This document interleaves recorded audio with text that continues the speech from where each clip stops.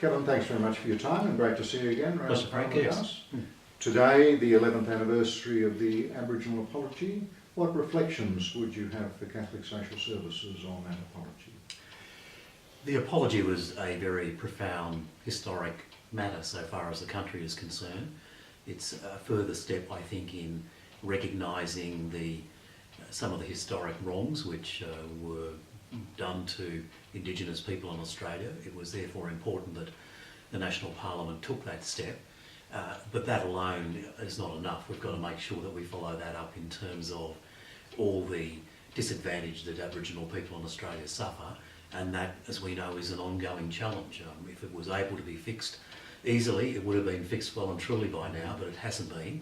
There are areas in which there's been quite significant improvements, but there are others where we're lagging behind. So I think this remains a reminder to us each year, in terms of the Closing the Gap statement in particular, to ensure that we renew our commitment to bringing about real change for individuals and families and communities.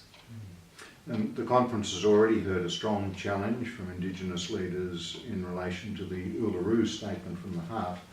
Now, as you and I know, there's a lot of complex politics in that, particularly if there's ever to be a change to the Australian Constitution. What do you think is a useful and responsible way for our member organisations like the Catholic Cares to be involved in that sort of discussion? Well, you're right in saying there's complex politics in it, not just in the broader community, but within the Indigenous community itself, and that therefore compounds the challenge in trying to find a way through these issues. I think it's important that there is a respectful dialogue which continues. I actually think that probably the dialogue at a local level, at a regional level, at the locality of local communities where there are Catholic services, I think that dialogue actually may be less obvious in terms of a national response to this, but actually may bring people together in a way in which we can build on in the future. Oh, good. And we're delighted to have this conversation with you today because on the Liberal National side, you're one of the ministers who's made a significant role in terms of social services, and your door has always been open to us at Catholic Social Services, which we're very grateful. And just wondering, speaking to you and to Jenny Macklin in particular, you've been around this place long enough, where you step back a bit and think about welfare reform, what do you think are the big challenges for the country as we move forward? I think you've got to look at welfare reform in terms of what are the actual ongoing challenges from time to time. I think this will be a never-ending conversation. We will regrettably never get to the point where everybody is in a job, or there are people who are disabled or in circumstances where they will always need care and support.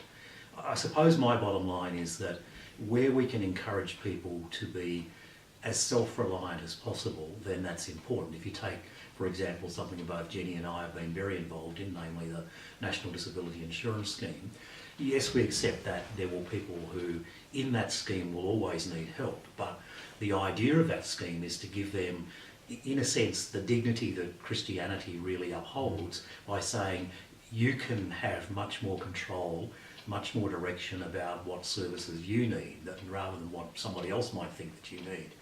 And I think, speaking of Jenny, we've been on either side, if you like, in the political debate for many, many years, and yet we've worked very closely together, often behind the scenes when either we've been in government or she's been in government, but more particularly in parliamentary committees, including the NDIS committee, where there hasn't been really a great deal of difference between us about what we need to do to go forward. In fact, the NDIS committee is a great example of what's often not seen of the Parliament working well, and that is this is a committee that always comes to a unanimous vision about what needs to be done, always comes to a consensus view about what recommendations should be made, and that's involved people like Jenny, like Rachel Seawood and others who come from different political and to some extent ideological, philosophical perspectives, but when sitting down together in a constructive way can agree about the solutions we need to take. Yes, and for each of you, your door's always been open to our members who, as you know, have had a lot of teething trouble with the NDIS. And I suppose just to get your reflection, that, I mean, to put it a little simplistically, it does seem a bit that if you're well educated, well connected, well resourced, well the NDIS is for you in terms of enhancing your human dignity.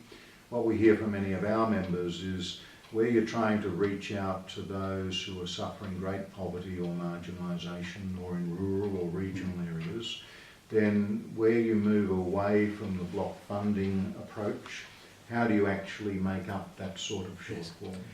This is an ongoing challenge, Frank. The NDIS is a work in progress. We're only partway through the rollout, and we are essentially trying to build a scheme at the same time that we're rolling it out. Somebody once described it as building an aircraft while you're taking off, and it is a little bit like that.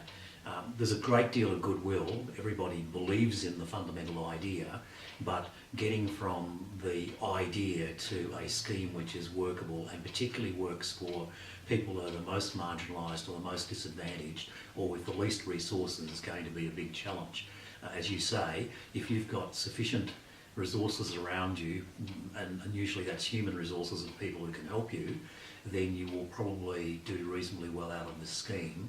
But if you don't, just getting through the whole process of planning and then the delivery of services, and that can be even in a major metropolitan area, let alone in rural and regional Australia where services are very thin on the ground. And if we look at some other issues, like for example the New Start allowance, and you'd be aware that we've been together with other welfare agencies saying that we think it's too low, but in terms of, regardless of what the level should be today or tomorrow, the process for setting those sorts of payments, if we were wanting to get something which was more transparent and seemed to be more principled, would there be any advice you'd have for us as to how to advocate for that in the present political climate? Yes. Look, I think the example, again using the NDIS, of involving bodies like the Productivity Commission is actually quite useful. Now, people often think the productivity is made up of pointy-headed, economic gurus who only see the economic issues. But if you look at the way in which the PC looked at the NDIS, it took a much more broad approach to it. And I think that can be useful in terms of advocating for changes in a range of social policy areas, including unemployment benefits, New Start, etc. And with other welfare reforms we've seen of late, as you'd be aware, there are some in our sector who would see the present government as being punitive with things like the cashless debit card and things of that sort. What would you give to us as the key rationale of those sorts of reforms? Look, I'm a supporter of the cashless debit card. I'm not saying it would work in every circumstance or necessarily every locality or community, but where people are in a situation where, for whatever reason, and generally not their own fault, they find themselves subject to other pressures which are overwhelming or they don't have control over, I think the cashless debit card actually can, in those circumstances, help. As I said, I know there are differences of opinion about it, and I think more so about where you roll it out and how you roll it out than the idea of having it at least in some circumstances. But I think it's worked well in places. Often a universal approach doesn't work everywhere, and one of the difficulties in designing policy is to have a policy that can apply broadly across the board but have enough discretion and variation in it so that it can take account of individual community circumstances or family or individual circumstances. And to come to the elephant in the room, as you know, I think just as keenly as I do, for us, the Catholic Church, our reputation has suffered greatly with the findings of the Royal Commission. And in terms of finding our way back into trust with the community, both in terms of being seen to offer our services universally to people, but also in terms of being seen to be a credible advocate, not just in our own self-interest, but particularly for those who are suffering poverty and marginalisation. What advice and even challenge would you have for us? Well, the Royal Commission was obviously a cathartic experience in terms of not just the Catholic Church, but various other faith groups and indeed non-faith institutions as well in our society, and it uncovered an evil that tragically has existed, and to have it and to come to those conclusions I think is important. Building then the response to it was also important, and the fact that the church and other groups have been involved and are signed up to that response, I think, is also important. But the challenge which is, I suppose, historical for the church. It's not the first time in history that the church has found itself in a spot of difficulty, if I can put it that way, Frank. And what has led, I suppose, to the church regaining its sense of momentum and understanding of its place in the world and acceptance by people. And I think that's when it goes back to its basic task. Christianity is built on love. It's built on a notion that we're made in the image and likeness of God, and that there is therefore the foundation of the idea that each individual person has an innate dignity and should be able to have as much liberty as possible. And the church does that by supporting people in education, in healthcare, in aged care, in social services. And I think it's that example, that fulfilling what Christ asked us to do, which is the important thing. We can preach all we like, but what people will look at will be what we do. And I think if the church doubles down on its basic task, if I can put it that way, then I think that will be seen by people, because people do understand what's done. They do appreciate the schools, the hospitals, the aged care homes, the social services that are rendered.